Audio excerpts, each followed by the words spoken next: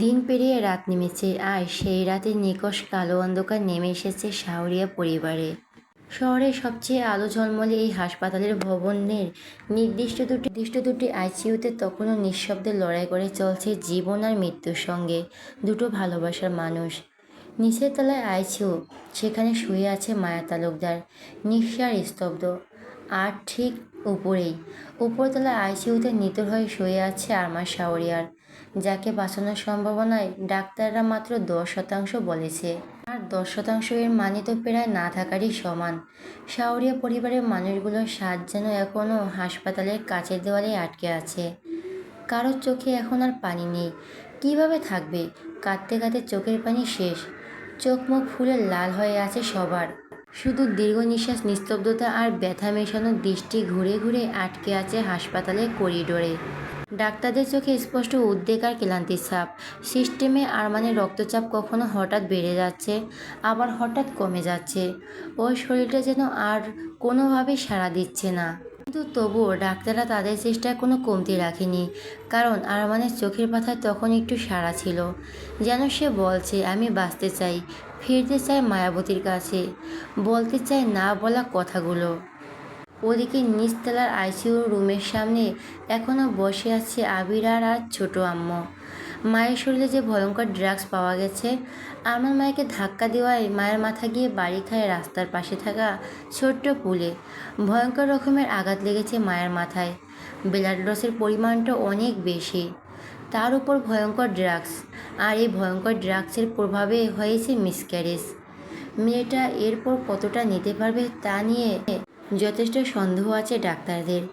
রক্তের মধ্যে পাওয়া ড্রাগস পরীক্ষার জন্য বড় ল্যাবে পাঠানো হয়েছে। মায়ের বিষয়ে এখনও শিওরভাবে কিছু বলেনি ডাক্তাররা। ছোট্ট আম্মু মুখে কোনো ভাষা নেই। এদিকে আরমান আর একদিকে নিজের মেয়ের সমতুল্য মায়া শুধু ফ্যাল করে চেয়ে আছে উনি আইসিইউ এর দিকে।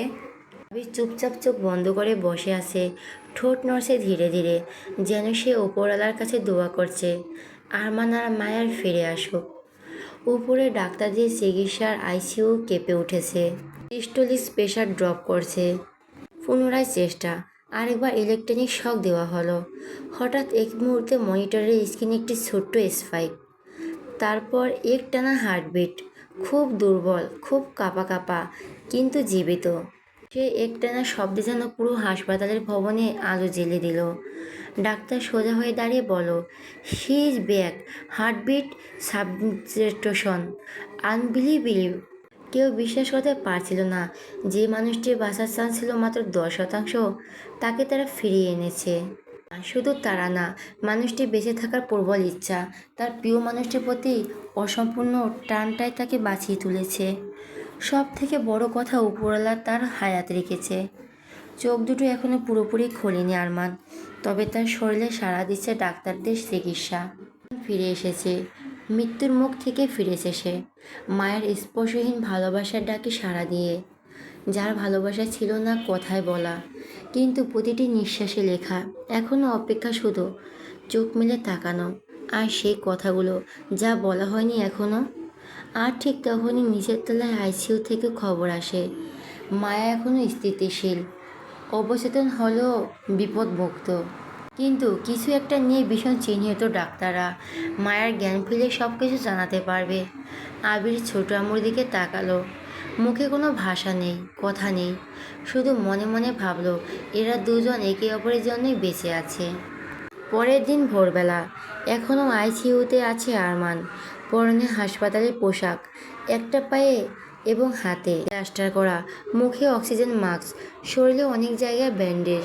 ধীরে ধীরে চোখের পাতা কিছুটা কেঁপে উঠল ওর, হাতের আঙুলগুলো নড়ে উঠল। জ্ঞান ফিরেছে আরমানের, কিন্তু এই রুমে এখন কেউ নেই। আরমানের পরিবার সবাই এখন একটু পাশের একটা ফাঁকা কেবিনে রেস্ট নিচ্ছে। ওরা আরমানকে দেখেছে দূর থেকেই। ডক্টর জানিয়েছে আরমানের জ্ঞান ফিরে আবারও একবার চেক আপ করে নর্মাল কেবিনে শিফট করা হবে।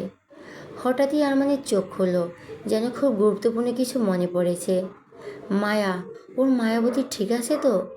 জ্ঞান ফেরার সাথে সাথে প্রথমে এটাই ওর মনে প্রশ্ন জাগলো।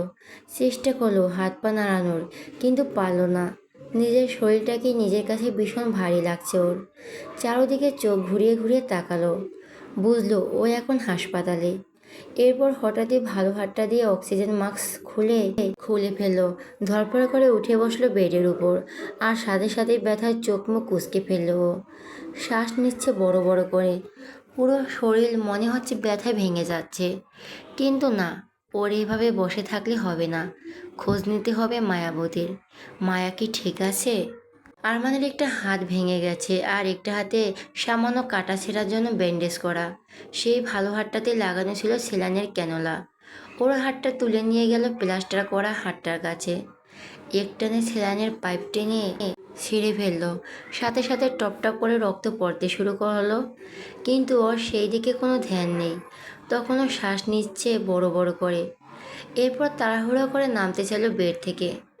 একটা পা প্লাস্টার করা, পরে যেতে নিলে কিন্তু বেড ধরে নিজেকে সামলে নিল। মেঝেতে পা রাখতেই পুরো শরীর দিয়ে একটা ব্যথা চোরা স্রোত বয়ে গেল যেন। মাথা ঘুরে উঠল, কিন্তু না, তবুও থামলো না ও। ভাঙা পা নিয়ে খোঁড়াতে খোঁড়াতে বেরিয়ে এলো আইসিইউ থেকে। দেওয়াল ধরে দাঁড়িয়ে গেল ও। ভীষণ কষ্ট হচ্ছে, হাঁপাচ্ছে, তবুও থেমে থাকলে চলবে না। টলমলে পায়ে মাতালের মতো এগিয়ে গেল। তিনি ছুটে এলো দুজন তরুণ নার্স, আরমানকে ধরতে চাইল। এ কি স্যার, আপনি এভাবে উঠে এসেছেন কেন? আপনার শরীরের অবস্থা ভালো না।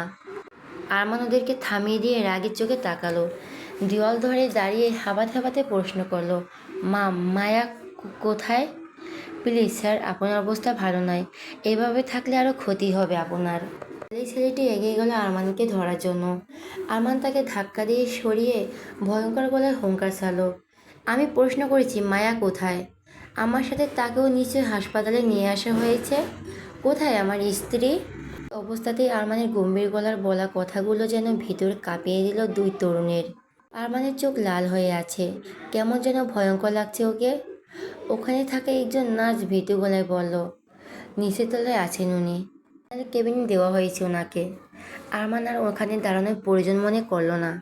আবারও টলমল পায়ে এগিয়ে গেল। সামনের চোখে পড়ল সিঁড়ি।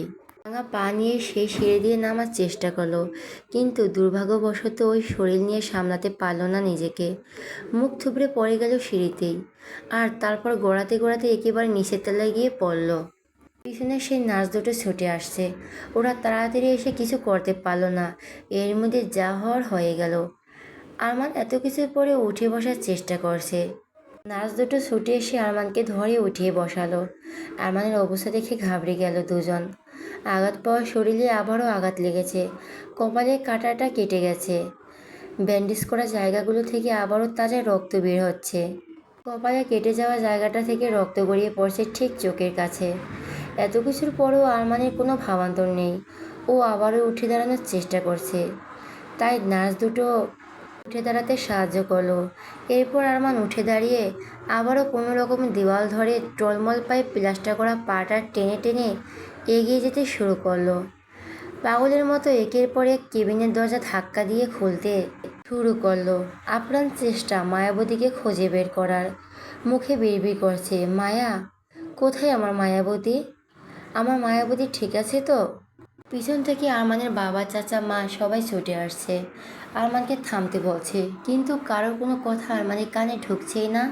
দূর থেকে আবির এই দৃশ্য দেখে চমকে উঠল। ছুটে এসে আরমানকে জড়িয়ে ধরল। আরমান থেমে গেল। লালত লাল চোখে তাকালো আবিরের দিকে। গলা থেকে বেরিয়ে এলো মাত্র দুটি বাক্য, আমার মায়াবতী। আবির, ও ঠিক আছে তো? আবিরের চোখ ছলছল করছে। ছুটে এসেছে আরমানের পরিবারের সবাই। আরমানের মা ও ছেলের এমন অবস্থা দেখে কান্নায় ভেঙে পড়ল। আরমান শুধু একবার অনুভূতিশূন্য দৃষ্টিতে তাকালো নিজের মায়ের দিকে। সাবিনা বেগম কাঁদতে কাঁদতে বলল, কেন এমন পাগলামি করছিস বাবা? মায়া ঠিক আছে, তুই একটু শান্ত থাক। হঠাৎ মিসেস মঞ্জিলা বেগম বলা কথাটা সবার কানে ঝংকার তুলল যেন। একটা চরিত্রহীন মেয়ের জন্য তো পাগলামি সাজে না। আরমান রক্ত লাল চোখে তাকালো ওনার দিকে। মঞ্জিলা বেগম আরমানকে এভাবে তাকাতে দেখে মুখ বেঁকিয়ে বলল, এভাবে তাকানোর কি আছে? কার না কার বাচ্চা এতদিন পেটে নিয়ে ঘুরছিল তার ঠিক নেই। ওই সব মেয়েকে তো চরিত্রহীনই বলে। এরপর উনি আবির দিকে তাকিয়ে বলল, কী ভেবেছিলে কেউ জানতে পারবে না? সত্যি কথা কোনোদিন চাপা থাকে না। আমি ঠিকই শুনেছি ডক্টরের কথাগুলো। এতদিন কার না কার বাচ্চা পেটে নিয়ে ঘুরেছিল, কিন্তু এখন সেই বাচ্চা নাকি নষ্টও হয়ে গেছে। এই ধরনের পাপ কাজ করলে চরিত্রহীন মেয়েদের সাথে এমনই হয়।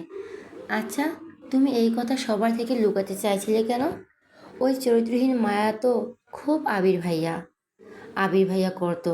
তোমার সাথে আবার রাত কাটিয়ে পেট বা যে নোংরা কথাটি উনি বলতে যাচ্ছিলেন সেটা শেষ করতে পারলেন না। এটি শেষ করার আগে আরমান নিজেকে আবিরের থেকে ছাড়িয়ে দেওয়ালের সাথে গলা চেপে ধরলেন মঞ্জিলা বেগমের। চোখ দিয়ে যেন আগুন ঝরছে। বাকি সবাই ভীষণ অবাক হয়েছে মঞ্জিলা বেগমের কথাগুলো শুনে। সবার চোখে মুখে বিস্ময়ের ছাপ। আরমান হুঙ্কার দিয়ে বলে উঠল, আমার মায়াবতীর নামে আর একটা বাজে কথা বললে আপনার জিভ টেনে আমি ছিঁড়ে ফেলবো। আমার মায়াবতী চরিত্রহীন নয়, আমার মায়াবতী পবিত্র। আমার মায়াবতীকে আপনার ওই অপবিত্র মুখ দিয়ে আর একবার চরিত্রহীন বললে আপনাকে দুনিয়া থেকে বিদায় করে আমার এক মুহূর্ত সময় লাগবে না। যেই হাত দিয়ে মঞ্জুলা বেগমের গলা চেপে ধরেছে সেই হাত থেকে বেরিয়ে আসে রক্ত ওনার শরীর ভিজিয়ে যাচ্ছে। সবাই চেষ্টা করছে আরমানকে থামানোর। মঞ্জুলা বেগমের অবস্থাতে ইতিমতো খারাপ হয়ে গেছে। চোখ দিয়ে পানি পড়ছে নিঃশব্দে, জিভ বেরিয়ে এসেছে অনেকটা। সাবিনা বেগম, আরমান ছেড়ে দে বাবা, উনি মারা যাবে তো। আর উনি ঠিকই বলেছে, আমিও শুনলাম মায়ের প্রেগনেন্ট ছিল। চরিত্রহীন না হলে মায়ের পেটে বাচ্চাটা কোথা থেকে এলো? সব হয়েছে ওই মেয়ের জন্য, আজ ওর জন্যই তোর এমন অবস্থা। আরমান মিসেস মঞ্জিলা বেগমকে ছিটকে ফেলে দিয়ে রক্তলাল চোখে ওর মায়ের দিকে তাকালো। গর্জে উঠল ওর মাকে উদ্দেশ্য করে, যা শেট আপ মম। তুমি যদি আমার মায়াবতীর নামে চরিত্রহীনের ট্যাগ লাগাও তাহলে আমি ভুলে যাব যে তুমি আমার মা। আমার মায়াবতী চরিত্রহীন নয়, ও পবিত্র। মায়ার পেটে থাকা বাচ্চাটা ছিল আমার। ওটা আমার অস্তিত্ব, আমার রক্ত, আমার হালাল সম্পদ, যেটাকে আমি রক্ষা করতে পারলাম না। মেঝেতে ধপ করে বসে পড়ল আরমান। কেউ কখনো তাকে এভাবে ভেঙে পড়তে দেখেনি। যে মানুষটা ছিল পাথরের মতো গম্ভীর, সেই মানুষটা আজ কান্নার ঢেউই ভেসে যাচ্ছে। চারপাশ নিস্তব্ধ, মুখে মুখে বিস্ময়। সবাই যেন ভুলে গেছে এই মানুষটা ভাঙতে পারে। আবির আরমানের কাছে বসে ওকে ধরল। আরমান অসহায় চোখে তাকালো আবিরের দিকে। ভাঙা গলায় বলল, প্লিজ আবির, একবার নিয়ে চল না আমায় মায়ের কাছে।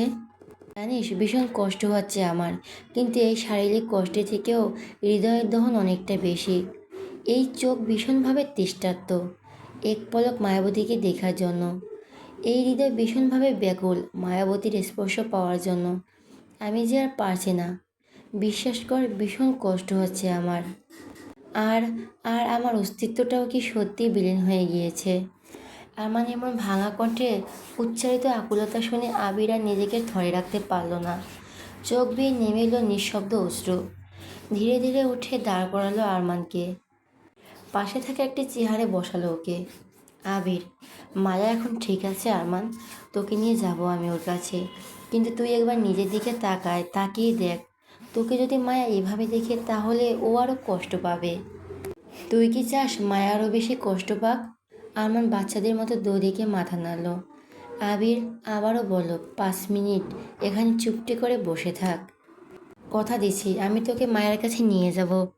আবির কথাটি বলে ডক্টরের দিকে ইশারা দিল। আরমানের চিকিৎসা করা ডক্টররা ছুটে এসে খবর শুনে। ডক্টর, নার্স ও আরও কিছু পাবলিক লোক এভাবে আছে করিডোরটায়। সবাই হতভম্ব। শক্তপোক্ত গম্ভীর কাঠখোট্টা মানুষটা এমন গম্ভীর ভালোবাসা দেখে। ডাক্তার নার্স এগিয়ে এসে আরমানের আবার আঘাত পাওয়া জায়গাগুলো ড্রেসিং করিয়ে দিতে লাগলো। অন্য একজন বড় ডাক্তার সবাইকে যে যার করে ফিরিয়ে যেতে বলল। ধীরে ধীরে মানুষ ভর্তি থাকা করিডর ফাঁকা হলো। ডক্টর, কিন্তু ওনার এইভাবে থাকাটা রিস্ক হয়ে যায়। রীতিমতো মৃত্যুর মুখ থেকে ফিরে এসেছেন উনি। যত তাড়াতাড়ি সম্ভব ওনাকে বেডে নিতে হবে। আবির, হ্যাঁ বুঝতে পারছি, কিন্তু ওকে একবার মায়াকে না দেখালে ওর পাগলামি থামবে না, বরং আরও বেড়ে যাবে। অন্য ডক্টর এবং আরমানের বাবাও সায় দিল আবিরের কথায়। ধীরে ধীরে ওইভাবে আরমানের আবার আঘাত পাওয়ার জায়গাগুলো ড্রেসিং করিয়ে দিল। সেলাইনের পাইপ টেনে নিয়ে ছিঁড়ে ফেলা সুচটা একেবারে বেঁকে গিয়ে হাতটা ক্ষতবিক্ষত হয়ে গেছে। সেই জায়গাটাও ড্রেসিং করে ব্যান্ডেজ করে দিল। আরমান চোখ বন্ধ করে পেছনের দেওয়ালে মাথা ঠেকিয়ে বসে আছে। নির্বাক এবং মূর্তির মতো। এত কিছুর পরও তার মুখ থেকে একটি পর্যন্ত বের হয়নি, কেবল চোখ বেয়ে নিঃশব্দে গড়িয়ে পড়ছে উষ্ণধারা। হ্যাঁ, আরমান কষ্ট পেয়েছে। নিজের করা ভুলের অনুশোচনা তাকে বিদ্ধ করছে। নিয়তি তার উপর যেন কঠিনতম এক আঘাত এনেছে। মায়াকে যে কেবিনে রাখা হয়েছে সেই কেবিনে আবির আরমানকে নিয়ে ধীরে ধীরে প্রবেশ করলো। আরমান এখন একটা হুইল চেয়ারে বসে আছে। সাথে আরমানের মাও প্রবেশ করলো কেবিনে, আর দুজন ডক্টর। বাকি সবাই বাইরে দরজার কাছে দাঁড়িয়ে আছে। ডক্টর এতজনকে একসাথে ঢুকতে নিষেধ করেছে রোগীর কেবিনে। হৃদয় মুচড়ে উঠল মায়ের ফ্যাকাশে ও শুকিয়ে যাওয়া মুখটা দেখে। মায়া তখনও নির্জীব। আবির একবার মায়ের বেডের পাশে আরমানকে নিয়ে গেল। আরমান বিড়বিড় করে উচ্চারণ করলো, মায়া, আমার মায়াবতী, আমার পিচ্ছি মায়াবতী। আবারও 2 ফোঁটা পানি আরমানের চোখ থেকে গড়িয়ে পড়ল। আরমান ওর ভালো হাতটা রাখলো মায়ের এক হাতে। অসহায় গলায় জিজ্ঞেস করলো, ও কি হয়েছে আমার মায়ার? ও এখনও জ্ঞানহীন কেন? মায়ের চিকিৎসা করা ডক্টর বলছি আপনাকে সব, তবে প্লিজ আপনি বেশি স্ট্রেস নেবেন না, শান্ত হয়ে শুনবেন আমার কথাগুলো। আপনার অবস্থাও ভালো নয়, কিন্তু আপনি যেহেতু কিছুটা জেনেই গেলেন, পুরোটা জানাচ্ছি আপনাকে। আরমান অনুভূতিশূন্য চোখে তাকালো সেই ডক্টরের দিকে। উনি বলতে শুরু করলেন, প্রথমত আপনার স্ত্রীকে ড্রাগস দেওয়া হয়েছিল, এক ধরনের ভয়ঙ্কর ড্রাগস। সাধারণত এই ড্রাগস আমাদের দেশে পাওয়া যায় না। আর ওই ড্রাগসের ফলে আপনার স্ত্রী মিসক্যারেজ হয়েছে ও অ্যাক্সিডেন্টের অনেক আগেই, সম্ভবত 3 সপ্তাহ মতো হবে গর্ভধারণ করেছিলেন উনি। এই ড্রাগসের বিষয়ে জানার জন্য ল্যাবে পাঠানো হয়েছে ব্লাড স্যাম্পল। রিপোর্ট আসলেই বলতে পারবো ওই ড্রাগস কেন দেওয়া হয়েছিল ওনাকে। আর অ্যাক্সিডেন্টে ওনার ব্রেনের হিপ্পোক্যাম্পাস অঞ্চলটি সম্পূর্ণভাবে ড্যামেজড। এই অংশটায় মানুষের মেমোরি, রেজিস্ট্রেশন, স্টোরেজ ও রিকলের মূল কেন্দ্র। পারলে ক্যামেলিয়া ডি সোজা এর সাথে যোগাযোগ করুন, টপ নিউরোসার্জনদের উনি একজন। আমার অবাক গলা জিজ্ঞাসা করলো, কী বলতে চাইছেন ডক্টর? স্পষ্ট করে বলুন। ডক্টর, স্পষ্ট করে বলা সম্ভব হচ্ছে না, ওনার জ্ঞান ফিরলেই বুঝতে পারবেন কেন বলছি কথাগুলো। আর প্লিজ এখানে বেশিক্ষণ থাকবেন না, ওনারও ক্ষতি হবে আর আপনারও। কথাগুলো বলে ডক্টর দুজন বেরিয়ে গেলেন। আরমান আবিরের দিকে তাকিয়ে অসহায় গলায় জিজ্ঞেস করলো, আবির কী বললো ডক্টর? আর মায়াকে ড্রাগস দেওয়া হয়েছিল, আর তার ফলে আমার অনাগত সন্তান দুনিয়ার মুখ দেখতে পেল না। কথাটি বলে চোখ বন্ধ করে নিল আরমান। এরপর যখন চোখ খুলো তখন ওর চোখে যেন আগুন জ্বলছে। আরমানের বলা কথাগুলো যে কারো হৃদয় কম্পন সৃষ্টি করবে। কে করেছে এই কাজ? আমি তোকে একদিন সময় দিচ্ছি, এর মধ্যে তাকে আমার সামনে হাজির কর। ছাড়বো না, কিছুতেই ছাড়বো না আমি তাকে। ভয়ঙ্কর শাস্তি পেতে হবে তাকে, আর এই শাস্তি আমি তাকে নিজে দেব। আবির যে ছেলেটা হাসি খুশি থাকতো সবসময়, সেই ছেলেটার গলায়ও আজ গম্ভীরভাবে স্পষ্ট, খুঁজে তো বের করবই তাকে। আর আরও একটা বিষয় তুই হয়তো খেয়াল করিসনি, আমার মনে হয় অ্যাক্সিডেন্টটা সুন্দর পরিকল্পনা করে সাজানো হয়েছে। আমি ইতিমধ্যে খোঁজ লাগাতে শুরু করেছি। তোদের যেখানে অ্যাক্সিডেন্টটা হয় ওখান থেকে সামান্য দূরে সিসিটিভি ক্যামেরা ছিল। রাতের অন্ধকার থাকলেও বজ্রপাতের আলোয় যতটুকু বোঝা গিয়েছে লরিটা মায়াকে আঘাত করার জন্যই ওই দিকে ধেয়ে আসছিল, এবং ঘটনার পরপরই লরিটা না থেমে বেরিয়ে যায় খুব স্পিডে। আরমান প্রচণ্ড অবাক হলো আবিরের বলা কথাগুলো শুনে। অবাক হলাতে বলো, কিন্তু কে? মায়ের বিষয় তো তেমন কেউ জানেই না। আবির, ওটাই তো ভাবনার বিষয়। আচ্ছা তুই চিন্তা করিস না, আমি দেখছি বিষয়টা। চল, তোকে তোর কেবিনে যেতে হবে, তুই এখনও অনেকটা অসুস্থ, এইখানে এইভাবে থাকা ঠিক নয়। আরমান প্লিজ আবির, কিছুক্ষণ একা থাকতে দে আমাকে ওর কাছে। কিছু বলো না, শুধু একটা দীর্ঘশ্বাস ছেড়ে আরমানের কাঁধে একবার হাত দিয়ে বেরিয়ে গেল কেবিন থেকে। আরমান ঘুরে তাকালো মায়ার শুকিয়ে যাওয়া মুখটার দিকে। মাথায় ব্যান্ডেজ করা। আরমান নিজের কাঁপা কাঁপা হাতটা বাড়িয়ে মায়ার পুরো মুখকে স্পর্শ করলো। অসহায় গলায় কিছুটা অভিযোগ সুরে বলল, কেন মায়াবতী, কেন আর একটু অপেক্ষা করলে না? আমি তো সব ঠিক করেই দিতাম, একটু বিশ্বাস রাখা যেত না আমার উপর? কথাটি বলে আরমান নিজের বলা কথাতে তাচ্ছিল্য হাসলো। কীভাবেই বা রাখবে আমার উপর বিশ্বাস? বিশ্বাস রাখার মতো কোনো কাজই তো করিনি আমি। জানি অনেক অনেক ভুল করেছি আমি, কিন্তু দেখো সেই ভুলের শাস্তি এতটাই কঠিন যে নিজের ভুল স্বীকার করে ক্ষমা চাওয়ার সুযোগটাও পেলাম না। আজ নিজের ভুলের জন্য নিজের অস্তিত্বকে হারালাম। পর্যায়ে আরমানের চোখ দিয়ে পানি গড়িয়ে পড়ল। আরমান হাত রাখলো অবচেতন মায়ের পেটের উপর। এইখানে, ঠিক এইখানে ছিল আমারই এক অংশ। পারলাম না তাকে রক্ষা করতে। তোমার সাথে করা অন্যায়গুলোর জন্য আজ নিয়তি আমায় এইভাবে শাস্তি দিল। কিন্তু নিয়তিকে জানে আমার সাথে সাথে তোমাকেও শাস্তি দিল। আমি না হয় দোষ করেছিলাম, ভুল করেছিলাম, অন্যায় করেছিলাম, কিন্তু তুমি তো কোনো ভুল করনি। তাহলে এমনটা কেন করলো? সে কি পারতো না আমাদের মাঝে থেকে যেতে? আমার চোখ থেকে টপ টপ করে পানি পড়ছে, বড় বড় করে শ্বাস নিচ্ছে। এই মায়াবতী, চোখ খুলো প্লিজ। আর কতক্ষণ এইভাবে ঘুমিয়ে থাকবে? আমার যে ভীষণ কষ্ট হচ্ছে, বিশ্বাস করো, ভীষণ কষ্ট হচ্ছে। জ্বলছে বুকের ভেতরটা, ভীষণভাবে জ্বলছে। আমি যে আর পারছি না। আরমান কথাগুলো বলতে বলতে বেডের এক পাশে পড়ে থাকা মায়ের হাতের উপর মাথা ঠেকিয়ে দিল। ঠিক তখনই আরমান অনুভব করলো মায়ের হাত নড়ছে। ধড়ফড় করে মাথা তুলে সোজা হয়ে বসলো আরমান। মায়ের চোখের পাত কাঁপছে, হয়তো এখনই চোখ খুলবে। ধীরে ধীরে মায়া তার চোখ খুলল। আরমানের চোখের পানি অথচ মুখে হাসি ফুটে উঠল। চিৎকার করে ডাক দিল আবিরকে, আবির, আবির, ডক্টরকে ডাক, মায়েরা জ্ঞান ফিরেছে।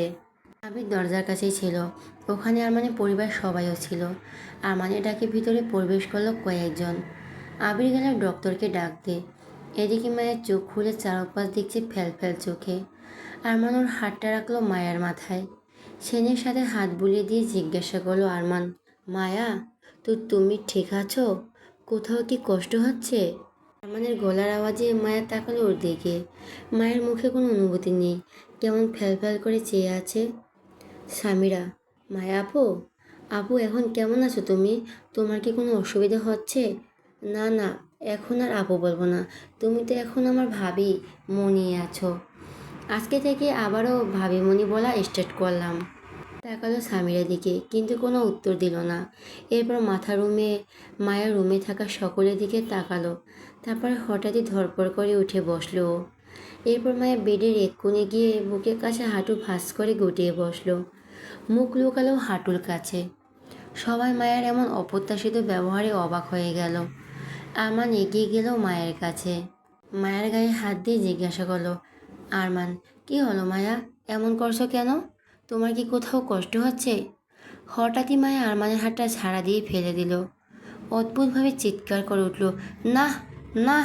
তখনই ডক্টর আওয়াজ শোনা গেল, প্লিজ সবাই কেবিনটা একটু খালি করুন, এতজন থাকবেন না, পেশেন্টের প্রবলেম হবে। ডক্টরের কথায় ধীরে ধীরে সবাই রুম থেকে বেরিয়ে গেল। শুধু রয়ে গেল আরমান, আবির, সাবিনা বেগম আর আঞ্জুমা বেগম এবং ডক্টর। বাকি সবাই দরজার বাইরে দাঁড়িয়ে কেবিনের দিকে তাকিয়ে আছে। এদিকে আরমান অবাক হয়ে তাকিয়ে আছে মায়ের দিকে। মায়া কেমন যেন অস্বাভাবিক আচরণ করছে। মায়েরা মুখে অতিরিক্ত ভয়ের ছাপ। তোর, আমরা যেটার আশঙ্কা করছিলাম সেটাই হয়েছে। She has lost her memories. আর এটাই স্বাভাবিক, আগেই বললাম, ওনার ব্রেনে হিপোক্যাম্পাস অঞ্চলটি ক্ষতিগ্রস্ত হয়েছে আঘাত লাগার কারণে। তার রিপোর্টও এসে গেছে।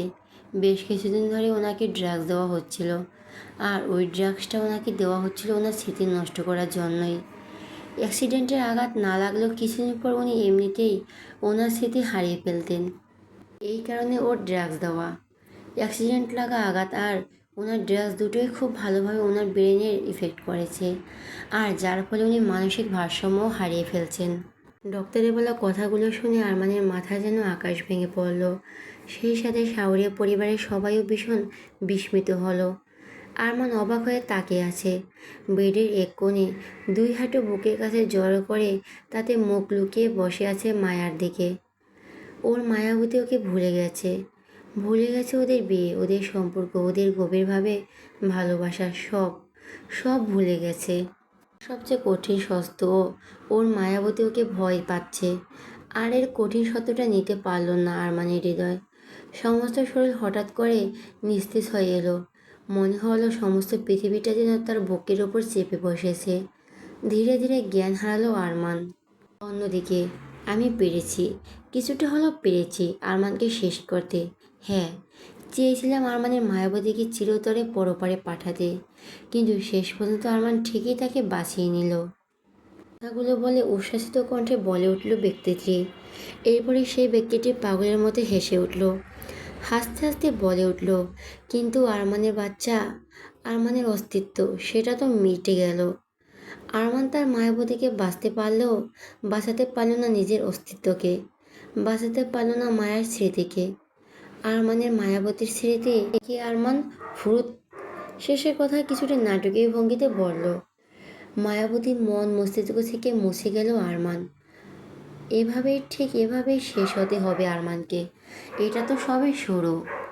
আরও অন্ধকার ঘনিয়ে আসবে আরমানের জীবনে। আমি কিছুতেই আরমানকে সুখী হতে দেব না। একটু একটু করে শেষ করে দেব আরমানকে। ছিনিয়ে নেব আরমানের মায়াবতীকে। মায়াবতীর মাঝেই আছে আরমানের প্রাণভোমরা, আর সেই প্রাণভোমরাকে শেষ করব আগে। এতে আরমান নিজে নিজে শেষ হয়ে যাবে। কেটে গেছে 2টি দিন। আরমান জ্ঞান হারানো প্রায় 6 ঘন্টা পর ধীরে ধীরে চোখ খুলছিল। প্রথমে চারপাশে সব কিছু যেন অস্পষ্ট ঝাপসা, পরে স্পষ্ট হয়ে উঠেছিল। আলো, দেওয়ালের রং, মানুষজনের মুখ, শুধু মায়ার নামটি ছিল আড়ালে বন্দি। জ্ঞান ফিরলেও শরীর আবারও খারাপের দিকে ঢলে পড়েছিল। এখন কিছুটা স্থিতিশীল হলেও ওর ভেতরটা যেন সম্পূর্ণ নিস্তব্ধ। মায়ের কথা কেউই তুলতে সাহস করছে না, কারণ ও নিজেই সেই বিষয়ে একটিও শব্দ করেনি। অভিমান না অভিযোগ, একটা সম্পূর্ণ শূন্যতা ঘিরে রেখেছে ওকে। আরমান যেন আরও আগের মানুষটা নেই। তার মুখে কোনো স্পর্শ নেই, অনুভূতি, না দুঃখ, না রাগ, না কান্না, শুধু এক অদ্ভুত নির্জীবতা। শরীরটাও চোখে পড়ার মতো ভেঙে পড়েছে। পেটের পেটানো গঠন যেন কয়েক রাতেই কেমন নুয়ে গেছে।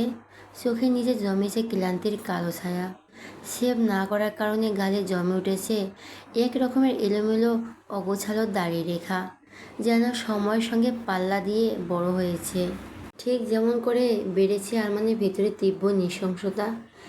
এই আরমানকে দেখে মনে হয় না এটা সেই আগের গম্ভীর রকচটা জেদি আরমান শাহরিয়ার। এই আরমান যেন ভাঙা আয়নার প্রতিফলিত এক অচেনা ছায়া, নিঃসঙ্গ, নিঃশব্দ, নিষ্প্রাণ। এই 2-3 দিন আরমান হাসপাতালে নিঃশব্দে কাটালো। আর কিছুতেই এখানে থাকতে রাজি নয় ও। আজকে বাড়ি ফিরতে চায়।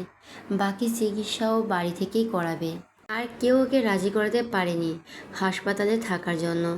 ডিসচার্জের সমস্ত ব্যবস্থা হয়ে গেছে। চেয়ারে বসে ধীরে ধীরে শাহরিয়া ম্যানশনের মূল ফটক পেরিয়ে এলো আরমান শাহরিয়ার। নিস্তব্ধ ছেয়ে গেল চারপাশে। সকলের চোখ জলে ভিজে উঠল। কেউ কখনো কল্পনা করেনি যে এই চিরদম্বী ছেলেটিকে এভাবে হুইলচেয়ারে ফিরতে হবে। দৃশ্যটা যেন কাউকে বিশ্বাস করাতে চাইছে না, তবু এটাই বাস্তব। সাবিনা বেগম ছুটে এলেন ছেলের কাছে। তার কণ্ঠে মাতৃত্বের ছোঁয়া। কাপা হাতে ছেলের মাথায় হাত বুলিয়ে দিলেন।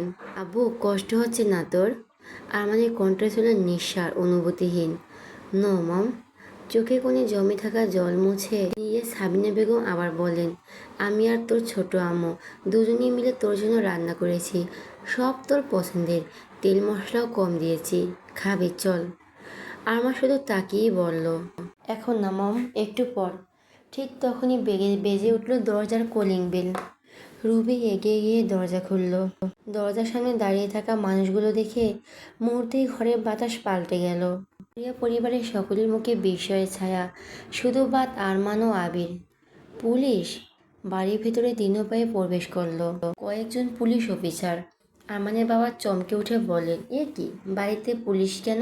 একজন অফিসার গম্ভীর গলায় উত্তর দিলেন, অপরাধী যেখানে থাকবে পুলিশ তো সেখানেই থাকবে মিস্টার শাহরিয়ার।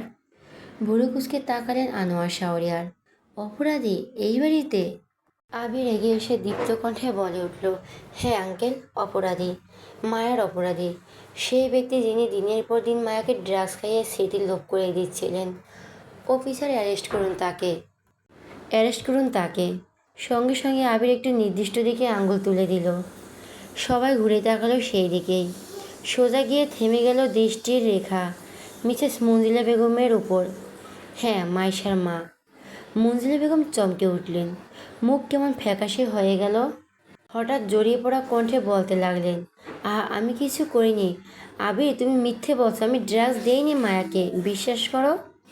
চারপাশের মানুষ নির্বাক, কারো ঠোক কাঁপছে, তো কারো চোখের পলক বারবার ঝাপটাচ্ছে। বাড়ির সমস্ত সার্ভেন্টগুলো উপস্থিত হয়েছে ড্রয়িং রুমে। আরমান তখন নিস্পৃহ গলায় বলে উঠলেন, আবির প্লিজ তাড়াতাড়ি এই নাটক শেষ কর, শরীর ভালো নেই, মাথা ধরছে খুব। তখনই এক পুলিশ অফিসার এক মহিলা কনস্টেবলকে চোখের ইশারায় করলেন। কনস্টেবলটি এগিয়ে গেল। সবাই মনে করল মিসেস মঞ্জিলা বেগমই গ্রেপ্তার করতে এগোচ্ছে সে। কিন্তু সবাইকে চমকে দিয়ে কনস্টেবলটি তার পাশ কাটিয়ে এগিয়ে গেল মিসেস মঞ্জিলা বেগমের ঠিক পেছনে দাঁড়িয়ে থাকা মিসেস আঞ্জুমা শাহরিয়ার দিকে।